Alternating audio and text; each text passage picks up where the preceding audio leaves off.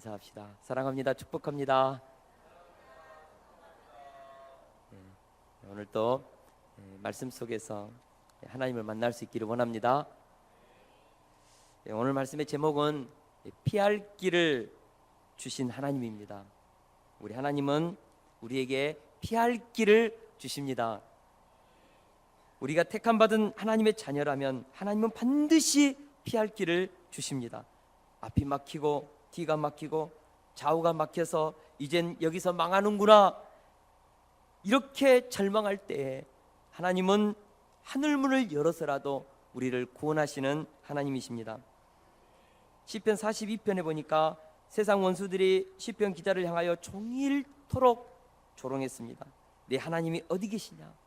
네 하나님이 살아계시다면 너가 어찌 그렇게 쫄딱 망했냐? 너희 하나님이 주무시고 계시냐 졸고 계시냐? 하나님이 너와 함께 계신다면 네 인생이 왜 이렇게 꼬였냐? 왜 그렇게 네 인생이 거지 같냐? 이렇게 조롱했다는 것입니다. 원수들의 이 비방 소리는 마치 시편 기자 42편의 이 시편 기자의 뼈를 칼로 찌르는 듯이 그렇게 아팠습니다. 이때 시편 기자는 내 눈물이 주야로 내 음식이 되었다고 고백했습니다. 그러다가 도우시는 하나님의 손길을 기도 중에 깊이 깨닫고 이렇게 기도합니다. 내 영혼아, 너가 어찌하여 낙심하며 어찌하여 내 속에서 불안해하는가? 너는 하나님께 소망을 두라. 그가 나타나 도우심으로 말미암아 내가 여전히 찬송하리로다. 아멘. 하나님은 살아 계십니다. 그러므로 하나님을 사랑하는 자, 곧 그 뜻대로 부르심을 받은 자들에게는 모든 것이 합력하여 선을 이루십니다. 하나님께 소망을 두십시오. 염려하지 말고 끝까지 기도의 줄을 붙잡고 나가십시오. 우리는 앞주에 하나님을 버린 사울의 인생의 결말에 대해서 살펴보았습니다. 사울의 인생에서 가장 어렵고 힘들 때 하나님은 꿈으로도 우림으로도 선지자로도 대답하지 않았습니다. 결국 그는 신접한 엔돌 무당을 찾아가는 망령된 짓을 하고 맙니다. 그는 집부라기를 잡는 심정으로 도움을 구했지만 그에게 돌아온 대답이라고는 네가 여호와의 목소리를 순종하지 아니하고 그의 진노를 아말렉에게 쏟지 아니하였으므로 이스라엘은 전쟁에서 패하고 내일 너와 너의 아들들은 죽게 될 것이다. 저주에 가까운 심판의 음성을 들어야 했습니다. 중요한 것은 사울이 블레셋과의 전쟁을 앞두고 큰 공경에 빠졌을 때 다윗도 역시 절대 절망의 자리에 서 있다는 것입니다. 둘 다 이 길보아 산 전투를 앞두고 똑같이 위협에 처해 있었습니다. 사울이 엔돌 무당을 통해 불러낸 사무엘 영의 신탁에 의해서 절망하고 있었다면 다윗은 가드왕 아기스의 신임을 얻어서 이스라엘과의 이 전쟁에 동참하고 있었습니다. 다윗이 이 전쟁에 참여하는 것 자체가 민족을 배반하는 행위였고 이 전쟁에서 동족을 향해 칼을 겨누는 순간에 다윗의 인생은 거기서 끝장나는 것입니다. 사울과 다윗 둘 다 지금 절대 절망의 자리에서 어찌할 바를 모르고 지금 고통하고 있는 것입니다. 그러나 이 전쟁에서 사울은 죽고 다윗은 살아납니다. 왜 그렇습니까? 사울은 하나님의 은혜를 떠났고 하나님께 끝없이 불순종하다가 하나님께 버림을 당했고 다윗은 때로는 실수하고 무너졌지만 여전히 하나님을 사랑했고 하나님 앞에서 끊임없이 그 은혜 안에 거하고자 했다는 것입니다.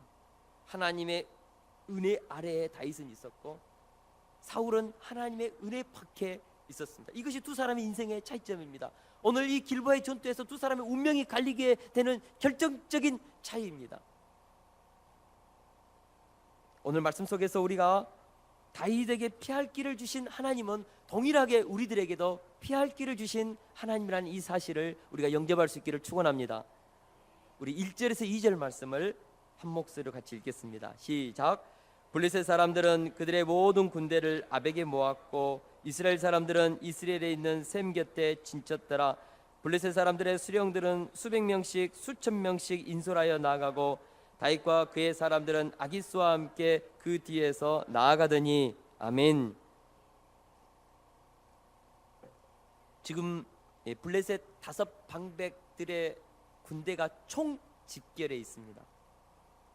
이스라엘 군대는 길보아 산악지대 북쪽에 위치한 샘곁 높은 산악지대에 진을 구축한 전략적인 중요한 지점이죠. 블레셋 군대는 이스라엘 평지로 병거를 몰고 산악지대 위로 지금 올라가야 하는 그런 상황입니다. 다윗은 이 길보아 전투에서 하나님의 원수 블레셋 군대 왕 아기스의 용병으로 지금 참여하게 되는 어처구니 없는 상황까지 와버렸습니다. 한때 골리앗을 향하여서 그렇게 외쳤던 이스라엘의 하나님의 이름을 모욕하는 그런 원수 대적을 향하여 나갔던 그 대적편에서 다윗은 지금 서 있는 것입니다. 지금까지 블레셋으로 망명해 온 이후부터 다윗은 자신이 이스라엘과의 대적 관계에 있음을 가장하기 위해서 여러 번 블레셋 왕 아기스에게 거짓 보고했습니다. 나는 지금 유대와 대적 관계에 있다. 나는 유대 민족과 합칠 수 없는 그런 원수 관계에 있다. 그래서 아말렉을 치고서도 유대 민족을 공격했다고 거짓 보고하고 철두철미하게 자기는 유대와 반대편에 서 있다는 것을 계속해서 거짓 증거로 아기스 왕에게 보고했습니다. 그러면서 다윗은 1년 4개월 동안 평안하게 시글락 성에서 거할 수 있었습니다. 그러나 돌이킬 수 없는 문제가 현재 터져버린 것입니다. 블레셋이 이스라엘을 침략하고자 계획하면서 아기스 왕이 다윗에게 함께 출전할 것을 요청한 것입니다. 이때 다윗은 아기스의 요구를 거절할 수 없었습니다. 만약 다윗이 이 길보아 전투에 참전하여서 블레셋 편에 서서 동족을 죽인다면 그는 영원히 이스라엘의 원수가 되는 것입니다. 이스라엘의 왕위에 오른다는 것은 꿈에도 생각할 수 없습니다. 매국노를 누가 이스라엘 왕으로 추대합니까? 이렇게 된다면 다윗은 이스라엘 선민을 위한 신정 왕국의 왕으로 세우고자 하는 하나님의 계획이 수포로 돌아가는 것입니다. 그 오랫동안 하나님께서 다윗을 연단하여서 신정 왕국의 왕으로 세우고자 했던 그 하나님의 계획을 다윗의 죄로 인하여서 지금 망치게 되는 위기 속에 오게 된 것입니다. 여기서 우리가 무엇을 배웁니까? 성도가 한번 하나님을 떠나 세상에 발을 들여놓게 되면 사단은 어김없이 그것을 빌미로 삼아 성도에게 올가미를 씌운다는 것입니다. 그래서 야고보서 1장 14, 15절은 말씀합니다. 오직 각 사람이 시험을 받는 것은 자기 욕심에 끌려 미혹됨이니 욕심이 잉태한 적 죄를 낳고 죄가 장성한 적 사망을 낳느니라. 그러므로 성도들은 매 순간순간마다 자기 욕심에 끌려 시험에 들지 않기 위해서 하나님께 기도해야 되는 줄 믿습니다. 무엇보다 조금 편하자고 현실과 타협하고 조금 유익을 얻자고 세상과 손을 잡는 이 어리석음으로부터 우리는 벗어나야 합니다. 정말 신앙생활은요, 조금의 빈틈도 보이지 않고자 매일매일 깨어있는 삶이라고 믿습니다. 여러분, 오늘 이 예배 속에서 우리가 승리했지 않습니까? 밤에 돌아가가지고요 피 튀기게 부부싸움 할 수 있습니다. 이번 주에 우리가 은혜롭게 하나님 앞에서 저녁 특별 저녁 기도회 하고 나서 은혜 받았잖아요. 다음 주에는 승리할 것 같죠? No. 다음 주는요 엉망진창의 삶을 살 수 있습니다. 이것이 우리의 모습인 것입니다. 신앙은요 조그마한 빈틈이 보이면 사단은 그대로 공격해 들어오는 것입니다. 할렐루야. 아라비아 대상들이 경계하는 말 중에 사막에서는 낙타코가 제일 무섭다는 그런 속담이 있다고 합니다.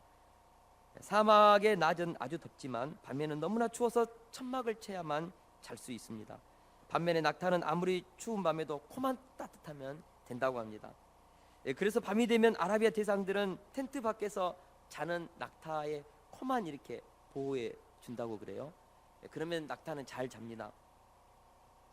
그런데 한 우화에 보니까 한밤중에 낙타가 주인에게 말합니다. 주인님, 주인님, 제 코가 시리니 주인님의 텐트에 제 코만 이렇게 좀 내밀어 드리겠습니다.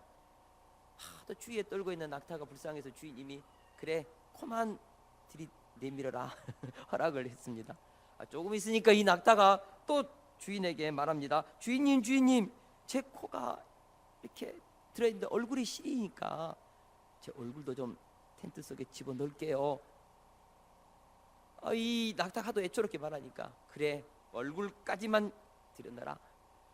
그랬더니요, 조금 있다가는 주인님, 주인님, 다리도 시려워요. 다리도 넣고 뒷다리도 넣고 나중에는 몸통까지 돌아가지고요, 텐트가 그냥 이렇게 훌러덩 뒤집어졌습니다. 결국 덩치 큰 낙타 때문에 텐트는 들려서 하늘에 주워졌고 찬기운을 막던 텐트가 사라져서 주인은 대책 없이 밤새 오돌오돌 떨다가 죽었다는 얘기입니다. 저는 이 우화에서 사탄은 낙타와 같다는 생각을 갖습니다. 사탄에게 한번 빌미를 주면 계속해서 요구하고 또 요구하는 것이 사단인 것입니다. 다윗이 아기스에게 몸을 의탁하는 순간 사탄에게 빌미를 준 것입니다. 다윗은 아기스의 요구를 다 들어줘야 합니다. 자신의 조국 이스라엘과 전쟁을 해야 하는 매국노의 길을 걸을 수밖에 없는 이 기가 막힌 상황이 왔음에도 불구하고 저 못 갑니다라고 말할 수 없는 빌미를 다 다윗이 제공했습니다. 여러분, 한번 빌미를 제공하면요, 자기 인생이 마지막 그 비탈길에서 떨어지기까지, 죽기까지 사단의 요구를 들어줘야 합니다. 이것이 세상과 타협한 죄인들의 결과인 것입니다. 우리가 한번 타협의 길로 가면 계속 타협은 진행됩니다. 그래서 그리스도인들은 처음이 중요합니다. 술자리에서 한번 술 거절하면 그때 욕 바가지로 얻어먹고 그때 한 번만 죽으면 됩니다.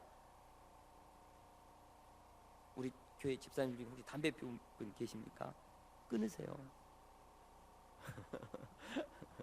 비겁하게 피지 말고 사람들이 욕해요. 끊으세요. 술자리에서 술 끊으세요.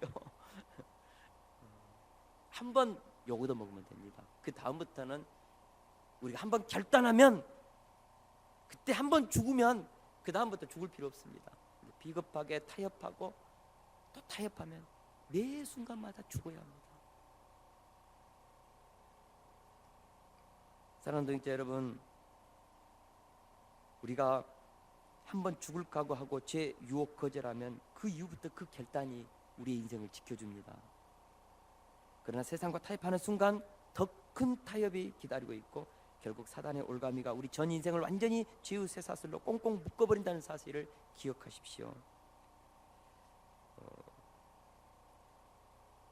이 시간 욕심에 미혹되어 죄에 끌려가는 분 있습니까? 결국 그 욕심이 사망까지 끌고 가기 전에 오늘 이 시간 이 예배를 통하여서 돌이킬 수 있기를 축원합니다. 끊을 것은 끊고 돌이킬 것은 돌이킬 수 있기를 축원합니다. 우리 청소년들 게임 끌려가지 마세요. 스스로 컨트롤할 수 없는 상황에 이르면 인생은 패망으로 치닫는 것입니다. 끊으세요. 참 못 끊겠으면 하나님께 기도하세요. 하나님의 은총의 힘이 끊게 해줄 줄로 믿습니다. 2014년은 어찌하든지 다시 처음 사랑으로 우리 시작합시다.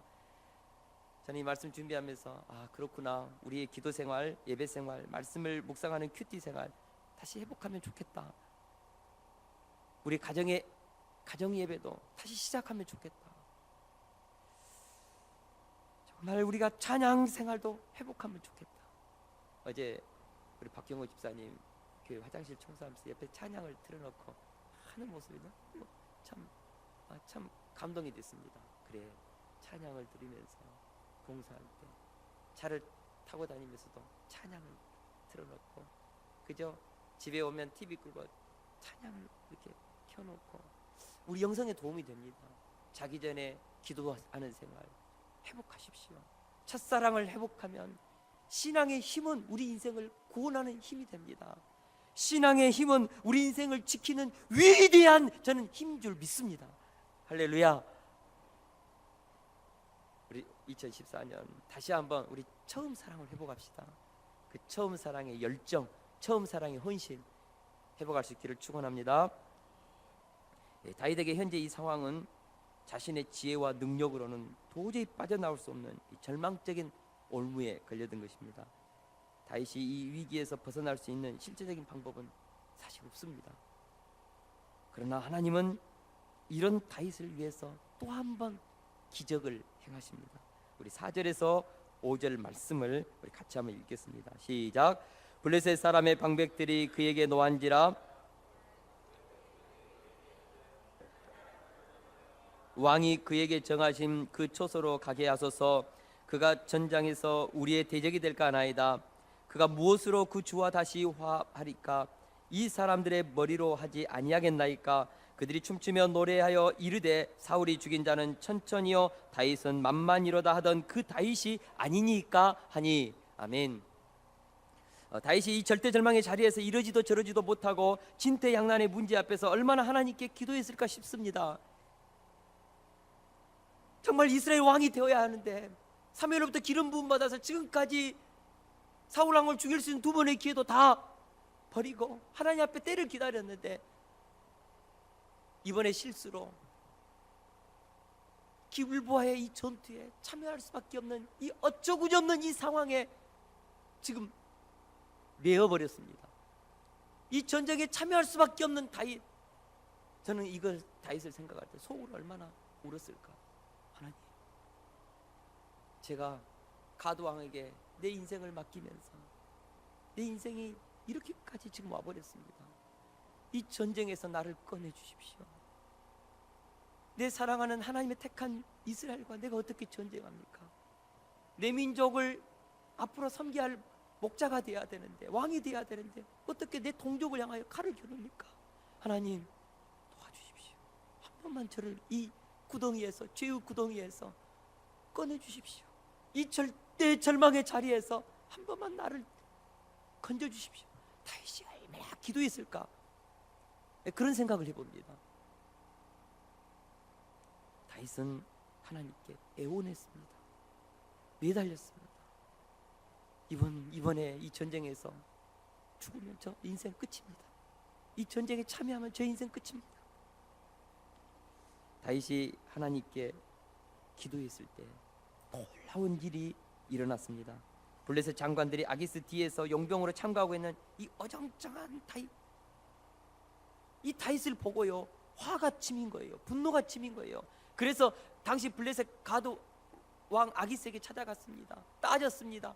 어떻게 이 히브리인을 데리고 왔냐고, 이 히브리인이 어떻게 이 전쟁터에 참여했냐고. 여기서 이 히브리인이라는 말은요 굉장히 무시한 말입니다. 일제강점기 때 우리 조선 사람들을 향하여 일본인들이 뭐라고 했습니까? 이 조센징이라고 했죠. 조센징. 우리 민족을 굉장히 깎아내리는 말입니다. 지금 블레셋 장관들이 이 히브리 사람이 무엇을 하려느냐, 이 말, 이 조센징 같은 자들이 어떻게 이 위대한 전쟁에서 우리에게 용병이 되어 참여하느냐, 그런 뜻입니다. 믿을 수 없다는 것이죠. 블레셋 장관들은 일단 전쟁이 발발하면 다윗은 분명히 순식간에 돌변해 가지고 자기들의 목을 따 가지고 사울과 화해하기 위해서 애물러 드릴 것이다. 다윗 분명히 한다. 아기스 왕 당신 미쳤냐? 다윗 빨리 보내라. 사실 이 전투에서요 다윗 제거하면 되지 않습니까? 죽이면 끝이지 않습니까? 근데 그런 생각을 못하고 오직 쫓아낼 생각만 하는 것입니다. 무엇입니까? 하나님 주신 은혜지요. 이렇게 해서 블레셋 5도시 장관들이 하나같이 다윗에게 적대적 감정을 표출하자 아기스 왕은 내부 분열이 두려워서 다윗을 보낼 수밖에 없는 상황으로 지금 가게 되고 있습니다. 우리는 여기서 아기스의 올무에 걸려든 다윗을 기가 막힌 방법으로 빼내시는 하나님의 섭리적 손길을 발견하게 됩니다. 하나님은 다윗을 미워하는 블레셋 장관들의 그 적대적 감정을 통하여 다윗을 구출해 내는 것입니다. 무엇보다도 사울이 죽인 자는 천천히요 다윗은 만만이로다 하던 이 노래 때문에 다윗이 얼마나 사울로부터 미움받았습니까? 다윗에게 있어서 사울이 죽인 자는 천천히요 다윗은 만만이로다. 이 노래가 듣기 싫어요. 이것 때문에 광야에서 10년 동안 고생하고 그 여인들이 그때 그 노래만 하지 않았더라면 왕궁에서 그냥 잘 먹고 잘 살 건데 이 노래 때문에 미움받아가지고 쫓겨다니고 이 노래 때문에 아기스 왕이 의탁하다가 정말 문 쫙 긁으면서 연기해가지고 나오고 이 노래가 다윗에게는 트라우마입니다. 트라우마. 자기 전 인생을 꼬이게 한. 그런데 아이러니하게 이 노래 때문에 절대절명의 순간에 구원받게 된다는 것입니다. 여러분 얼마나 아이러니합니까? 얼마나 드라마틱합니까? 다윗에게 적의를 보이던 블레셋 장관들의 미움이 다윗을 구출하는 도구가 되고 다윗 인생을 그렇게 힘들게 했던 사울이 죽인 자는 천천히요 다윗은 만만이라는 이 지긋지긋한 노래가 듣기도 싫은 이 소리가 오늘은 다윗을 구출해내는 다윗을 구원시키는 노래가 되었다는 것입니다. 저는 이것이 어마어마한 우리들에게 위로의 메시지라고 믿습니다. 나의 올무가 되었다고 생각하는 일이 오히려 나의 올무를 푸는 도구가 되다니요. 하나님은 그렇게 하실 수 있습니다. 할렐루야. 하나님께는 세상의 모든 사람이, 모든 사건이, 모든 상황이 다 하나님의 섭리적 도구로 변할 수 있다는 것입니다. 나를 그렇게 힘들게 하는 사람이 오히려 나를 구원해내는 도구가 될 수 있습니다. 나를 그렇게 핍박하면서 상처 주었던 그 상사의 모진 말 때문에 내가 구원받을 수 있습니다. 내 인생을 그렇게 아프게 했던 남편이, 아내가 내 인생을 새롭게 부흥으로 이끄는, 구원으로 이끄는 그런 도구가 될 수 있다니까요. 나를 그렇게 미워하고 시기하는 그 친구의 적대감 때문에 내가 살아날 수 있습니다. 한때 그 사건이 나를 그렇게 괴롭히고 상처 주는 트라우마였는데, 과거에 이 사건은 말하기도 싫은데 이 사건이 내 인생의 소망의 끈이 될 수 있습니다. 이것은 오직 하나님 안에서만 가능합니다. 하나님께서 믿는 자들의 인생을 구원하고자 하면 기가 막힌 방법으로 기가 차고 말이 나오지 않는 그 절망의 웅덩이에서 우리를 끄집어낼 수 있다는 것입니다. 할렐루야. 시편 40편 1절에서 2절에 보면 다윗은 이렇게 노래합니다. 내가 여호와를 기다리고 기다렸더니 귀를 기울이사 나의 부르짖음을 들으셨도다. 나를 기가 막힐 웅덩이와 수렁에서 끌어올리시고 내 발을 반석 위에 두사 내 걸음을 견고하게 하셨도다. 아멘. 기가 막힐 수렁이는 소용돌이 치는 연못입니다. 여러분, 소용돌이 치는 그 연못은요, 박태환 같은 국가대표 선수도요 빨려 들어가서 죽습니다. 기가 막힐 그런 수렁은 그 질퍽한 그 늪지대를 말합니다. 그곳에 빠지면요 허우적거려서 빨려 들어가 죽는 것입니다. 기가 막힐 웅덩이와 수렁이에서 나를 건져냈다, 이 말은 도무지 인간의 힘으로는 구원받을 수 없는 그 기가 막히는 상황 속에서, 위기 상황에서, 내 힘으로는 어찌할 수 없는 그 상황에서 우리 하나님은 건져냈다는 것입니다. 그래서 견고한 바위를 딛고 걸어가는 이 삶을 살게 했다는 것입니다. 다윗이 지금 그렇게 고백하고 있습니다. 왜 하나님께서 이런 은혜를 베풀어 주셨습니까? 다윗이 여호와께 기도하고 기도하면서 기다리고 기다렸더니 마침내 여호와의 구원이 절묘한 타이밍에, 내가 꼬르륵 정말 그렇게 죽어가는 그 순간에 하나님의 구원의 손이 와서 나를 건져냈다는 것입니다. 기가 막힐 순간에 하나님의 구원의 손길이 미쳤고 다윗은 이 절대절망의 자리에서 빠져나온 것입니다. 오늘 본문의 경우가 저는 시편 42편과 딱 이렇게 들어맞는다, 그렇게 생각합니다. 우리 하나님은 절묘하고 놀라운 방법으로 기가 차고 말이 안 나오는 그 절망의 웅덩이와 수렁에서 우리를 건져내시는 기가 막힌 하나님이신 줄 믿습니다. 절묘한 타이밍에서 우리를 구출해 내십니다. 만약 조금만 더 아기스가 다윗과 그의 일행을 붙잡고 있으면 30장에서 벌어지는 사건이 있습니다. 시글락에서 아말렉이 침략해가지고 성을 불태우고 아내자들과 자녀들을 다 데리고 가버렸습니다. 아기스가 오늘 내일 아침에 너 떠나야 한다, 내일 아침에 다윗이 떠나지 않은 이 절묘한 타이밍을 놓쳐버리면 시글락에서 잃어버린 가족들 못 구원해요. 근데 하나님은 지금 다윗을 내일 아침 떠나도록 만드는 것입니다. 왜요? 시글락에서는 또 하나의 사건이 일어나고 있거든요. 이 절묘한 시간을 맞추기 위해서 하나님은 정확한 1분 1초도 틀리지 않는 구원의 시간을 이루어내는 것입니다. 그분이 바로 우리 하나님이십니다. 그렇게 해서 우리의 모든 삶의 위기가 완벽하게 해결되는 것입니다. 이런 일들이 저와 여러분들의 인생 가운데 여러 번 있었음을 압니다. 저는 하나님의 위대한 능력의 손길이 얽히고 섞인 삶의 문제를 단숨에 풀어주니까 우리가 지금까지 살고 있는 거 아닙니까? 오늘 이 자리에서 웃고 있는 거 아닙니까? 에스더에서 보면 아하수에르 왕 때 하나님의 대적 아말렉의 사람 하만이 페르시아 제국 내에 있는 모든 유대인들을 살해할 계획을 세웠습니다. 엄청난 계획이죠. 12월 13일 페르시아 제국 내에 있는 모든 유대인들은 죽여라.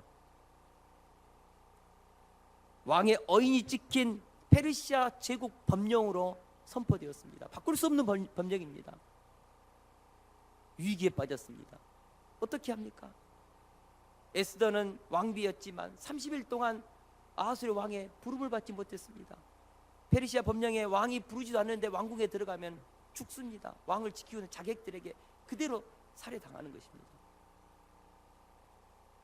유대인들의 미래는 지금 완전히 얽히고 설켜가지고 답이 보이지 않습니다. 깜깜합니다. 어떻게 이 난제를 풀어야 할지 모릅니다. 모르드게는 앉아서 기도만 하고 온 유대인들은 펑펑 울면서 어떻게 하냐고 이 상황을. 에스더가 하나님 앞에 기도했습니다. 3일을 금식하고 죽으면 죽으려고 결단하고 나아갔습니다. 하나님의 대반전이 이루어집니다. 아하수에르 왕이 갑자기 뜬금없이 나타나 에스더가 그렇게 긍휼히 보이고 예뻐 보이는 거예요. 나라의 반이라도 주겠다고 했습니다. 하나님께서 그 마음을 움직이신 것입니다. 하나님은 그렇게 하실 수 있습니다. 결국 대역전의 드라마가 펼쳐집니다. 여러분 에스더 한번 읽어보십시오. 얼마나 멋지게 이루어지는지요. 기가 막힌 방법입니다. 결국 존귀한 자가 받을 상급이 하만 자신인 줄 알고 준비한 왕복과 왕관과 왕의 말에는 모르드게가 타고 자기는 그 모르드게 밑에서 끌고 가면서 왕께서 존귀한 자는 이렇게 한단다 하고 선포하는 이 역전이 일어납니다. 하만이 모르드게를 죽이려고 준비한 그 50규빗 되는 나무에 자신이 매달려 죽고요. 무엇보다 유다인을 죽이려고 했던 그 저서의 내용이 바뀌어가지고 12월 13일 날 유대인들을 죽이고자 그 대적들이 오히려 유대인들에 의해서 죽임을 당합니다. 성경에 보니까 그날 12월 13일 날 7만 5천 명이 죽었다고 나옵니다. 오늘날 유대인의 역사에서 가장 극적인 드라마 불임절의 기운입니다. 하나님은 하실 수 있습니다. 이것이 바로 하나님이 행하시는 신묘막직한 구원의 방법입니다. 우리를 구원해내시는 하나님의 지혜와 모략을 누가 당합니까? 아무리 사탄이 우리 인생을 기가 막힐 웅덩이로 던져 넣어서 우리를 망하게 하려 해도 하나님의 자녀들은 망하지 않습니다. 역전이 일어납니다. 사자굴에 던져진 다니엘에게는 순한 강아지처럼 꼬리만 살랑살랑 흔드는 그 사자들 수십 일 동안 굶주려 놨으니까 그래도 다니엘은 먹지 않아요. 그러나 원수들이 떨어졌을 때는 떨어지자마자 뼈를 꺾어서 먹었지 않습니까? 하나님은 이런 일들을 하실 수 있습니다. 교회를 건축할 때 사기꾼 건축업자를 만나서 정말 이리 당하고 저리 당하고 나중에는 울분이 생기고 정말 분통이 터지고 그 사람 얼굴만 생각해도요 밥이 안 넘어갈 정도로 스트레스를 심하게 받던 그런 때가 있었습니다. 그러나 하나님께서 막판 뒤집기를 하셨는데요, 오히려 건축비 2천만 원 훨씬 넘게 남겨주고 그 사기꾼은 자기 께에 넘어가서 아직도 못 나타나고 있습니다. 덕분에 사기꾼이 남겨준 그 잔액으로 건축 팀 마무리를 얼마나 우리가 잘하고 정말 그때는 참 궁핍했는데 마지막 팀 마무리를 정말 수월하게 잘 막았어요. 지금도 생각해보면 어떻게 그렇게 신묘막직한 일이 마지막 그 역전 극이 펼쳐졌을까? 하나님이 하셨다고 봅니다. 신묘막직한 하나님의 구원 역사의 드라마처럼 우리 인생 가운데도 지금도 펼쳐지고 있다고 믿습니다. 아직은 잘 모릅니다. 내 삶이 기가 막힐 웅덩이와 수렁에 빠져서 어찌할 바를 모르고 기도하는 분들이 지금 있을 것입니다. 이렇게 해서 내 삶이 비참하게 끝날 것 같은 절망의 상황 속에서 매일매일 애타는 마음으로 기도하는 성도들이 있을 것입니다. 우리가 하나님을 사랑하고 그 뜻대로 부르심을 받은 하나님의 자녀라면 망하지 않는다, 역전이 있다, 드라마틱한 하나님의 구원의 구속의 계획들이 있다는 것을 믿으시기를 축원합니다. 당당하게 그 수렁에서 빠져나오는 때가 있다는 것입니다. 여러분, 하나님의 신묘막측한 드라마를 기대하십시오. 오늘 말씀이 나와 상관없는 다윗의 이야기로 치부하지 마세요. 하나님의 말씀이 선포되면 내 삶에 적용하십시오. 아브라함의 하나님이 내 하나님이 되는 것입니다. 다윗의 하나님이 내 하나님이 되는 것입니다. 모세의 하나님이 내 하나님이 되는 것입니다. 하나님의 말씀이 떨어지면 적용하세요. 적용하세요. 할렐루야. 다윗이 내 하나님이십니다.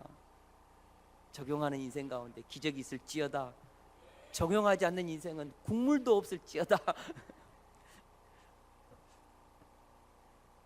다윗의 하나님이 오늘 내 인생의 하나님이십니다. 6절에서 11절은 방백들의 항의에 어쩔 수 없이 아기스 왕이 오히려 다윗을 설득하여 시글락 거주지로 보내는 장면입니다. 우리 6절에서 7절을 같이 한번 읽겠습니다. 시작. 아기스가 다윗을 불러 그에게 이르되 여호와께서 살아계심을 두고 맹세하노니 내가 정직하여 내게 온 날부터 오늘까지 너에게 악이 있음을 보지 못하였으니 나와 함께 진중에 출입하는 것이 내 생각에는 좋으나 수령들이 너를 좋아하지 아니하니 그러므로 이제 너는 평안히 돌아가서 블레셋 사람들의 수령들에게 거슬러 보이게 하지 말라 하니라. 하나님은 결정적인 시험 가운데 빠져있는 진퇴양난의 다윗에게 피할 길을 허락해 주셨습니다. 오히려 블레셋 방백들이 다윗을 의심하였기에 다윗은 이 싸움에서 철수할 명분을 얻게 되었고 당당히 휘파람을 불면서 이 올무로부터 빠져나가는 것을 보게 됩니다. 8절에 보니까요, 오히려 다윗이 아기스 왕에게 따지듯이 말합니다. 내가 무엇을 하였나이까? 내가 당신 앞에서 오늘까지 있는 동안에 당신의 종에게 무엇을 보셨기에 내가 가서 내 주 왕의 원수와 싸우지 못하게 합니까? 다윗이 그랬습니다. 제가 이 말씀 묵상하니까 닭살이 돋더라고요. 속으로는 그냥 좋아가지고 입이 찢어지는데 겉으로는 막 제가 아기색이 따지는 것입니다. 나 왕을 위해서 싸우고 싶다고. 왜 그래? 왜 그러냐고. 웃기지 않아요? 닭살 돋는다니까요. 다윗이 아주 그냥 자기는 막 화도 내고 막 그냥 불쾌하게 여기면서 아기스는 그 다윗의 말에 쩔쩔매면서 네가 내 앞에서 하나님의 천사같이 선하게 행동했다가 내가 다 안다. 그러나 지금은 블레셋 장관들이 의심하지 않느냐. 다윗아, 제발 내일 아침 일찍 일어나가지고 좀 떠나줘.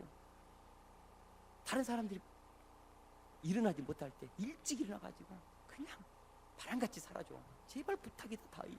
아기스가 쩔쩔매면서 막 그랬다니까요. 다윗이요, 그러면 안 되는데 막 그러면서 당당하게 아기스에게는 칭찬받고, 그죠?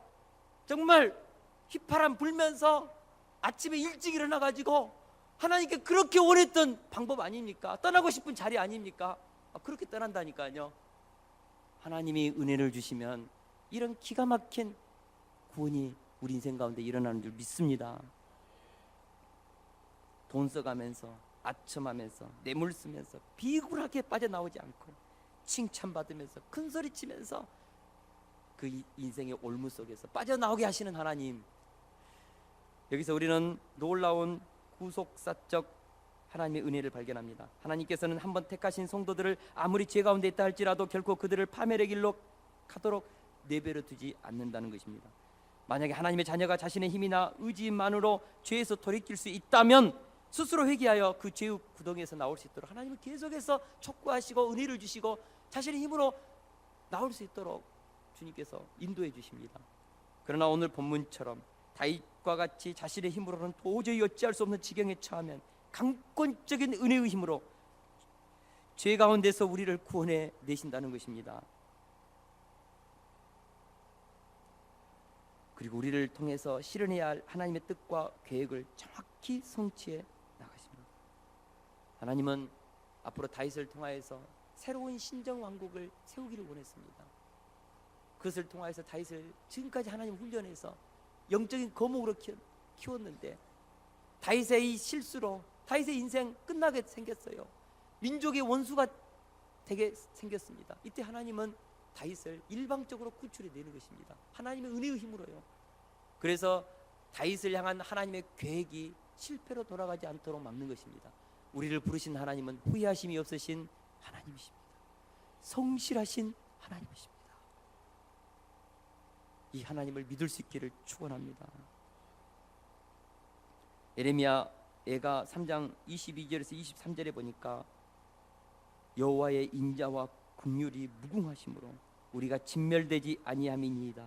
이것들이 아침마다 새로우니 주의 성실하심이 크시도소이다 라고 찬양했습니다.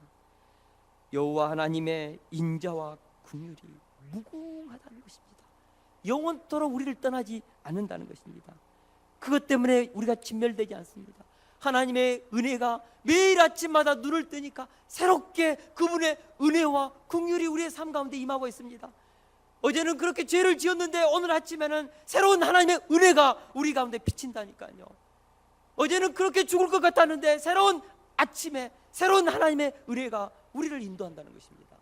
그 하나님의 은혜가 우리를 구원하는 것입니다.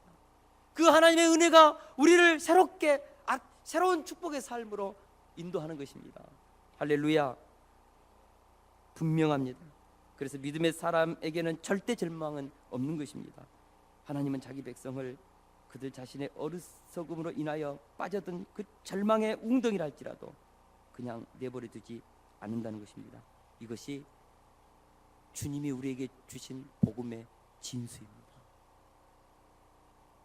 사무엘상 29장은 고린도전서 10장 13절에 진술된 성경의 원리를 예증해 주는 것입니다. 혹시 있으면 말씀을 같이 한번 읽겠습니다. 고린도전서 10장 13절 우리 같이 한번 읽습니다. 시작.